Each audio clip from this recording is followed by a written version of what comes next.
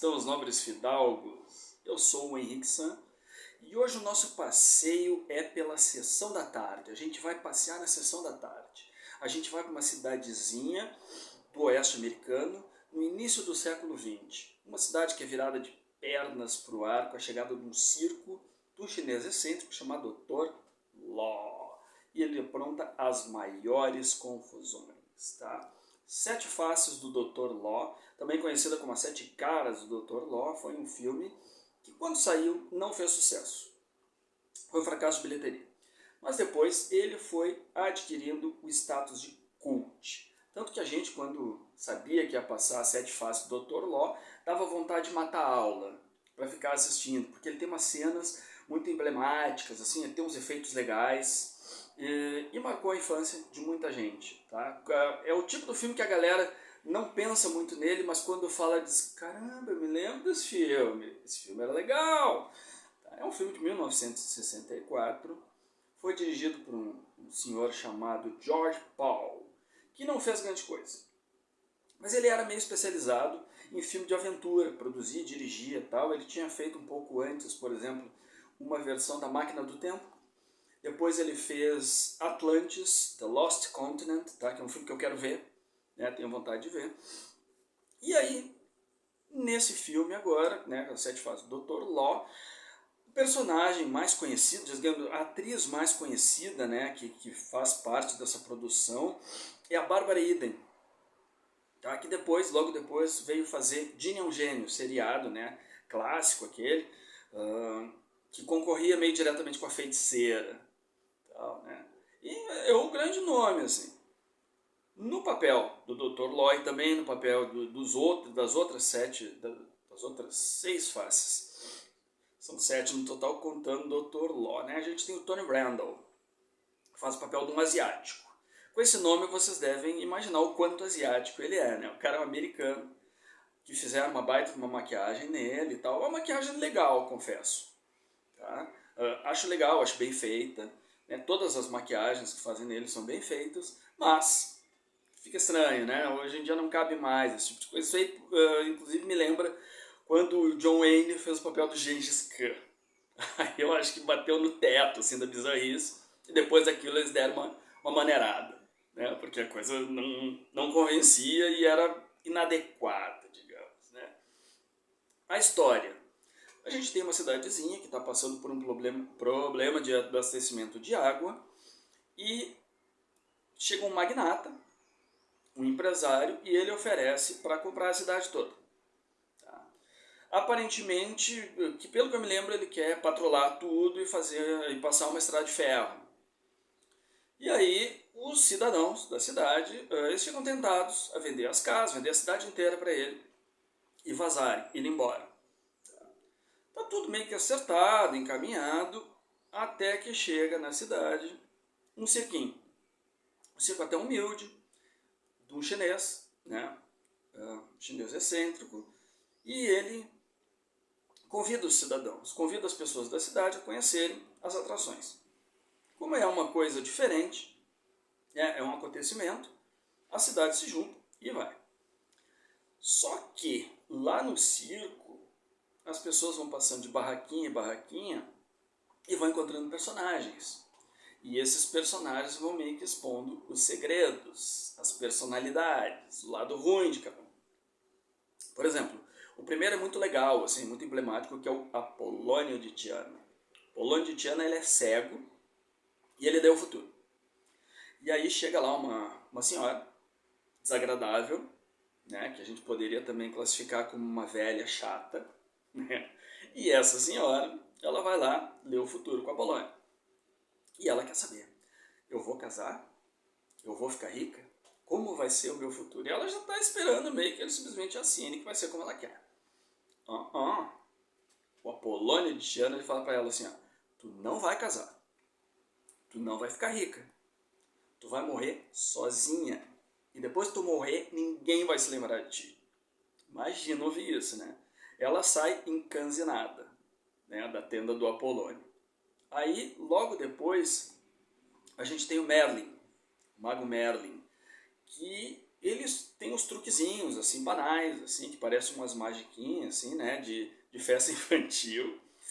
E ele é humilhado, ninguém leva ele a sério, né, ele fica triste e tal, mas é bem triste, a gente fica com pena do Merlin. Depois a gente vai ver que o Merlin também tem a manha da coisa. A gente tem uma cobra, que o magnata, né, o empresário, vai visitar e se depara com uma cobra que tem a cara dele. É meio que um reflexo dele. Né? Isso, claro, deixa ele também intrigado. Assim. A gente tem a Medusa, com os cabelinhos aqueles tal, de cobrinha se mexendo, né? Que o personagem que encontra ela daí é uma outra, uma mulher que tem o coração empedernido. Tá? Tem um coração de pedra. E aí tem essa metáfora, esse joguinho e tal, que a Medusa transforma ela em pedra. A gente tem o Yeti, que é um personagem que no filme só serve para puxar um carrinho, não tem importância nenhuma, né?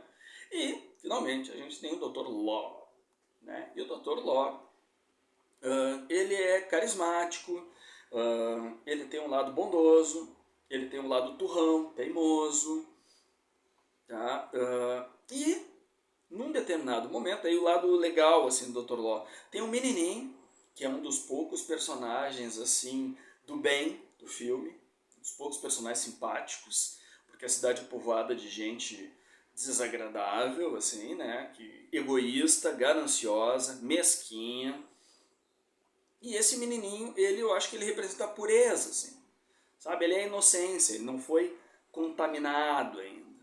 E aí ele vai lá pro Dr. Law e ele diz assim, eu quero participar do circo, eu quero ir junto com o senhor, né, seguir rumo com o circo, porque é fascinante, aquela coisa toda.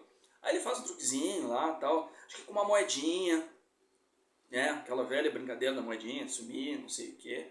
E aí o Dr. Locke é muito espertinho, né, que tem a manha tal, que é velho, nem o diabo. O diabo não é o diabo porque é o diabo, é porque ele é velho. E o Dr. Locke diz, muito legal o teu truque, tu é um bom mágico, mas eu já tenho um mágico aqui no circo. Então vai ter que ficar para a próxima, volta para tua mãe, volta para tua casa que tu ganha mais. Né? Tem um outro personagem que também é do bem, né, que eu acho que seria o herói do filme, que é o Ed. O Ed, ele é o dono do jornal, tá? O editor do jornal, e ele quer meio que expor essa situação aí da venda da cidade, que eles vão perder a comunidade, que eles estão meio que vendendo a alma pro diabo, pro esse magnata aí, que depois eles não vão ter mais nada, e que aquilo que eles têm entre eles é uma coisa preciosa. Mas é o Dr. Locke que vai fazer todo mundo cair na real. Numa cena do clímax, vamos dizer, que eu confesso que eu não gosto da escolha que eles fizeram. Eu acho que dá uma quebrada, assim, uma coisa que descamba, que fica ruim, não combina com o resto. Mas logo depois desse clímax, vamos dizer, tem uma cena que é muito legal, que eu acho que é a cena preferida minha quando eu era criança, que foi feita em stop motion. Stop motion é aquela técnica que envolve, assim, uns bonequinhos que eles mexem um pouquinho, tiram uma foto, mexem um pouquinho, tiram uma foto, mexem um pouquinho, tiram uma foto. E aí no final juntando dá a ilusão, todos os fonogramas em ordem, dá a ilusão de movimento. É uma técnica muito usada antes do digital, assim, e que eu acho que segue sendo fascinante, sabe? Porque dá trabalho, dá uma trabalheira fazer aquilo. Tá? Não deve ser fácil ficar mexendo quadro a quadro os bonequinhos. Essa última cena, ela envolve o mascote do Dr. Law. Tá? E eu acho que é muito legal assim, a maneira como faz. Tá? Vamos ao bazar. Vamos ao bazar, então. Este foi a Sete Faces do Dr. Law antes de tudo. Tá? O bazar. Eis que eu escrevi um conto.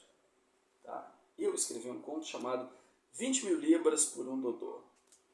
É a história de dois cavalheiros que se odeiam, que têm um profundo desprezo um pelo outro. E isso leva a uma busca, a uma corrida pelos últimos dodôs. Tá? Essa historinha está disponível no formato Kindle na Amazon.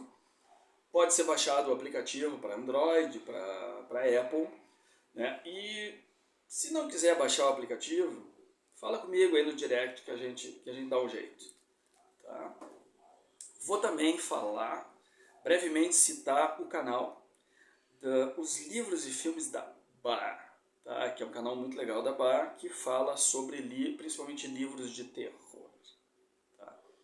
Então eu vou deixar vocês com a sabedoria do Dr. Law, que num determinado momento fala para o menininho: o mundo inteiro é um circo, basta saber como olhar para ele. Até logo mais, buenas!